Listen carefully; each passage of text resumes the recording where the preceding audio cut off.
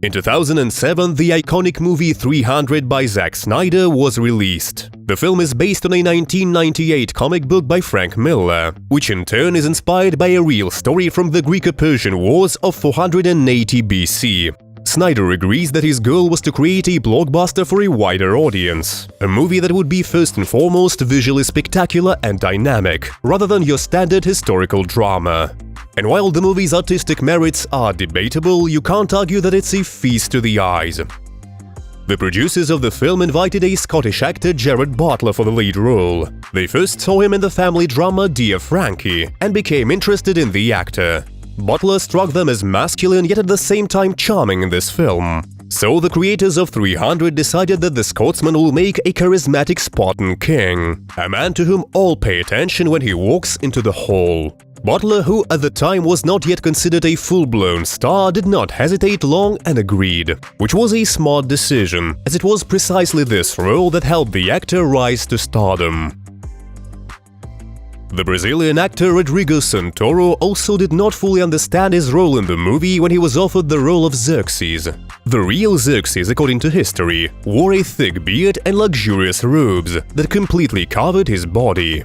But Miller chose to portray Xerxes shaved and almost naked, covered only by chains and piercings.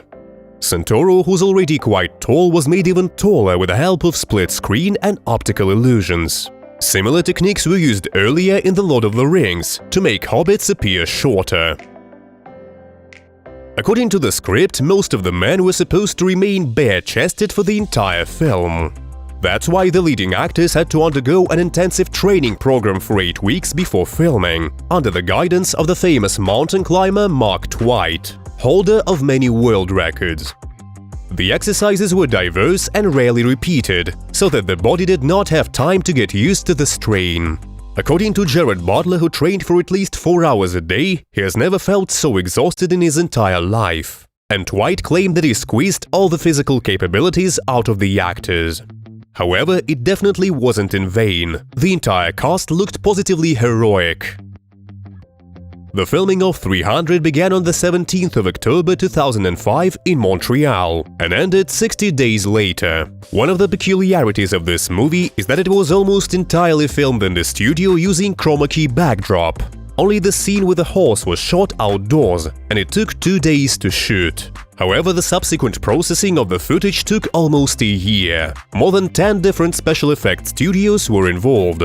Given all this, the heads of the Warner Bros. Studio hoped that 300 would be able to achieve the result of another film adaptation of Frank Miller's comics, the crime film Sin City, which made about $160 million at the box office.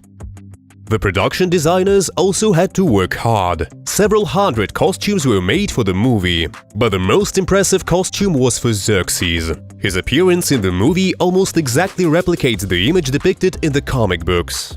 And it's also true that the Persian countries weren't exactly crazy about the way their ancestors were portrayed in the film. Weapons, for instance, weren't specifically ordered for the film. Instead, the crew used the ones that remained from the filming of Troy and Alexander. They almost didn't spend much on fake blood either, adding most of it to the film at the post-processing stage, which however still looked much better than in the sequel. 17 Leonidas helmets were also made for the different stages of its damage. The helmets were made of feathers and horse hair.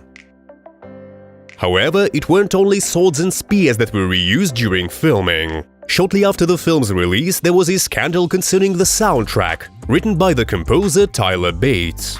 Someone hinted that Bates's music had way too much in common with Elliot Goldenthal's tunes from the Titus movie, 1999. There were rumors about filing a lawsuit, but on the 3rd of August 2007, the official website of the film published the following message. Some of the music for 300 was copied without our knowledge or participation from the music written by Oscar-winning composer Elliot Goldenthal for Titus.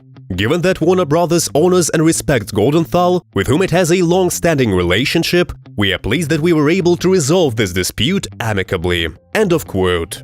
Hollywood is no stranger to plagiarism, especially when it comes to music, but this particular case was perhaps among the most brazen. The authors did make a huge mistake concerning facial hair. In the film, some Spartan men wear neat beards or have no facial hair at all. In fact, however, the ancient Greek custom did not welcome the trimming of the beard. It was only permitted to trim the beard in the case of mourning, and it was also used to mock cowards. Yet there's no denying that the beards looked cool.